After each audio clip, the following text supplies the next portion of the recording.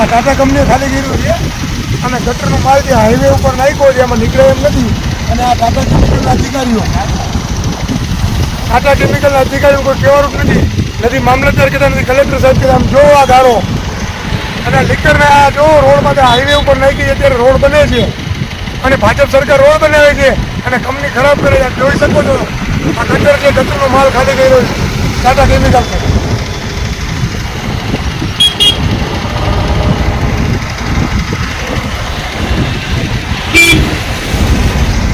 બંને બાજુ જોઈ શકો છો, બંને બાજુ હાઈવે છે, બંને બાજુ ઢગલા કર્યા કંપનીએ અને કંપનીને કોઈ કહેવાનું જ નથી.